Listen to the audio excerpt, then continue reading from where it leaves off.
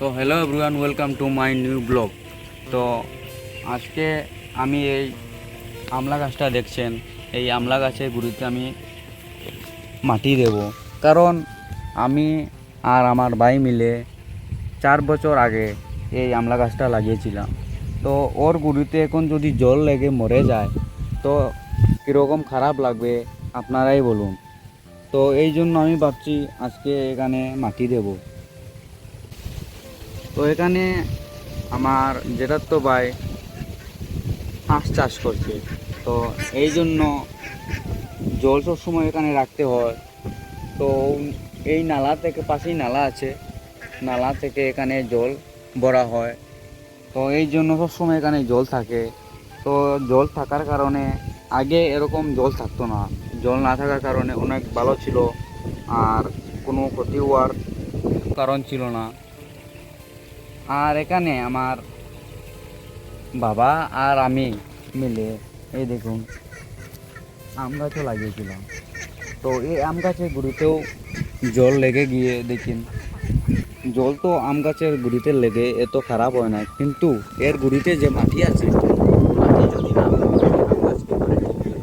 এই জন্য আমি ভাবছি আজকে এখানে আম গাছের গুঁড়িতেও মাটি দেবো, আমলা গাছের গুঁড়িতেও মাটি দেবো। এই এই যে গাছটা আমি আর আমার বাবা মিলে প্রায় 2 মাস আগে ওখান থেকে বাড়ির একদম ঘরের পাশে ছিল, এই জন্য ঘরের পাশ থেকে এখানে দূরে নিয়ে লাগিয়েছি। কারণ বৃষ্টির সময় বৈশাখ মাসে অনেক তুফান দেয়, অনেক ঝড় দেয়। গাছটা যখন বড় হয়ে যাবে, ঝড়ের কারণে গাছটা যদি বাই চান্স ভেঙে পড়ে তো ঘরটা তো পুরা ভেঙে যাবে। এই জন্য আমরা এখানে দূরে এসে লাগিয়েছি এই আম গাছটা। তো এখন যদি লাগানোর পরে, এই দেখুন লাগানোর পরে আমরা ভেবেছি প্রায় এক মাস 2 মাস, 1-1.5 মাস হয়ে গিয়েছিল। মনে করেছি এই আম গাছটা পুরা মরে গিয়েছে, কিন্তু প্রায় 1-1.5 মাস হওয়ার পরে প্রায় 2 মাস হয়ে গেছে, 1-1.5 মাস বেঁচে ছিল না, একদম মরে গেছিল আমরা ভাবছিলাম। তো এই দেখুন, তারপরে আমি হঠাৎ একদিন দেখছি যে এইটা গাছটা জিতা হয়ে গেছে, বেঁচে গেছে। এই এই দেখুন নিচে থেকে ক্যাম দিয়েছে। এখন যদি গাছটা মরে যায় অনেক খারাপ লাগবে। বড় হয়নি, এরপরও বড় হবে। তো বড় হবে তো অনেক ভালো হবে, ছায়া দেবে গাছে, একটা আমও খেতে পারবো, বা অন্য মানুষও। আম তো যখন যখন বাড়িতে ফসল হয় বা সবজিও হয়, ঘরের আশেপাশে মানুষ আসে, তাদেরকেও 1-2টো দেই, তারাও খায়। এই দেখুন আম গাছটা যখন বড় হবে সবাই মিলে যখন আনন্দ করে খাবো তখন অনেক ভালো লাগবে। তো এই গাছটা এখন যদি মরে যায় তো আর খাওয়া হবে না। তো এই জন্য ভাবছি আমি আজকে এখানে এই গাছের গুঁড়িতে, আম গাছের গুঁড়িতে মাটি দেব, এখানে আমলা গাছের নিচেও মাটি দেব। তো অনেক দূর থেকে আমাকে, এই পাশে যে জমিন আছে এই জমিন থেকে আমাকে মাটি আনতে হবে। তো আমার দ্বারা একলা সম্ভব নয়। তো আজকে আমি জমি যতটুকু পাবো ততটুকু চেষ্টা করব এখানে দেওয়ার। তো চলো এখন স্টার্ট করি আমি। প্রথমে আমাকে কিছু মাটি কেটে বার করতে হবে এরকম। তারপরে একসাথে আমি, প্রথমে একসাথে যদি আমি এরকম কেটে ফেলি, তারপরে একসাথে আমি কিছু এসে নিয়ে যেতে পারবো।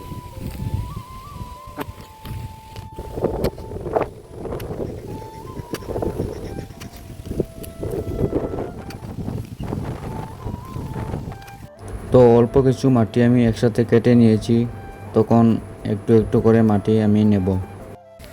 দেখি হাতে তো বেশি জায়গা হবে না, এই জন্য 3-4টে জায়গা হবে, এর বেশি তো জায়গা হবে না হাতে। তো 3-4টে করে আমি নেব।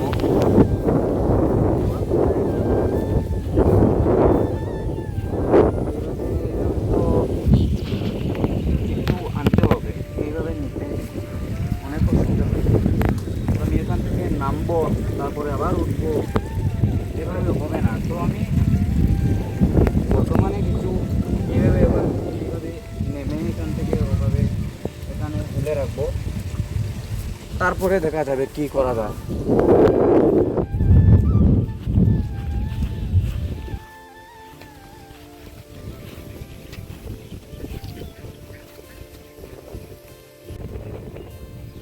এই কামটা একলার দ্বারা হয় না, কারণ একজনে কাটবে বা দুজন হলেও হবে। দুজন, মনে করুন আপনারা একজনে কেটে নিল বা আমি কেটে নিলাম, তো আমার সাথে যদি আরেকজন থাকতো তাহলে দুজনে একসঙ্গে চাঙ্গিতে ভরে এই বস্তা আছে না, বস্তাতে চাঙ্গি বানিয়ে বস্তাতে করে আমরা যদি নেই তাহলে অনেক তাড়াতাড়ি হয়ে যাবে। তো একলার দ্বারা হয় না, তো এখন আমি একলাই আছি, তো একলা করতে হবে। যতটুক পারি দেখি আজকে করি।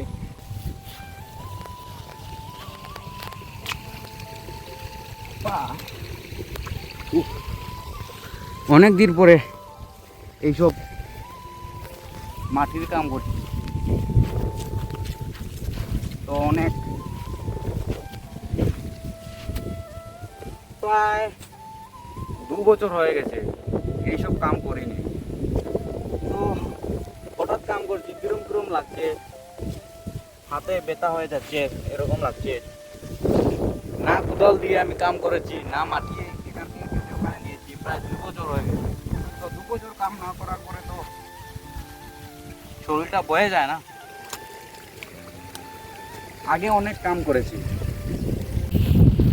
তো এখন আমি ভাবছি এখান থেকে উড়িয়ে ওখানে ফেলবো, কারণ এখান থেকে একবার এই ছোটো নালাতে নেমে ওখানে ফেলে আবার উঠে অনেক বেজাল হয়ে যায়। এই জন্য ভাবছি আমি এখান থেকে ডাইরেক্ট এরকম ফেলে দেবো, তো আমার কাজটা অনেক তাড়াতাড়ি হয়ে যাবে। যতটুকু কেটেছিলাম মাটি সবটুকু নিয়ে নিয়েছি ওখানে, তো এখন আরও কাটবো একটু পরে। তো যতটুকু ওখানে নিয়েছি ওগুলো বসিয়ে দিই এখানে। তো এর গুঁড়িতে আমি এখন মাটি দিয়ে দেব।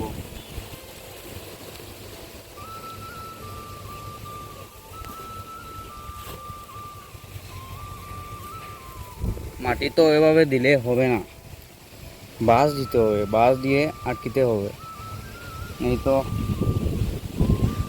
না হলে বাঁশ যদি দেই না এখানে তাহলে আবার সেইভাবেই ভেঙে যাবে। তো বাঁশ দিলে বাঁশের কারণে এই মাটিটা এখানে আটকে থাকবে। তো আজকে যতটুকু কেটেছি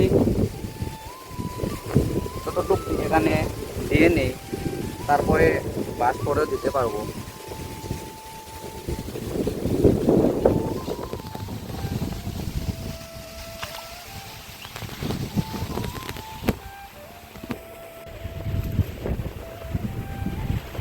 তো এই দেখুন যতটুকু মাটি কেটেছিলাম ততটুকু এই গাছের গুঁড়িতে দিয়ে যেতে হবে। তারপরেও হয়নি, অনেক দিতে হবে। এই গাছের গুঁড়িতে আরও অনেক মাটি লাগবে, ও আম গাছের গুঁড়িতে তো কিছু অল্প মাটি দিয়েছি, তো আপনারা বুঝুন কতটুকু মাটি লাগবে। তো আজকে যতটুকু কেটেছি ততটুকু এখানে মাটি দিয়ে দিয়েছি সবটুকুই। তো আজকে আর ভাবছি আমি মাটি এখানে দেবো না, কারণ এখন প্রায় 11টা বাজে গেছে। 11টা কত বাজে, পুরো কাটায় কাটায় 11টা বেজে গেছে। তো এখন স্নান টান করে ভাত খাবো। আর এখানে দেখুন বাচ্চারাও চলে এসেছে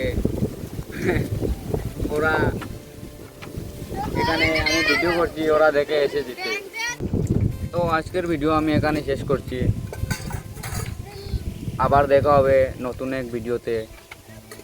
আজকে কারণ আমি এখানে অনেক কেরামতি করতে হবে, কারণ বাঁশ দিয়ে প্রথমে বাঁশ দিতে হবে, তারপরে মাটি আটকাতে হবে, কারণ বাঁশ না দিলে মাটি আটকাবে না। এই জন্য আমি একলা করতে পারবো না, বাবাও লাগবে। বাবা করে নেই, কোথায় গিয়েছে আমাকে বলেও যায়নি, তো ওনাকে আজ পাবো না, তার জন্য আজকের ভিডিওটা এখানেই।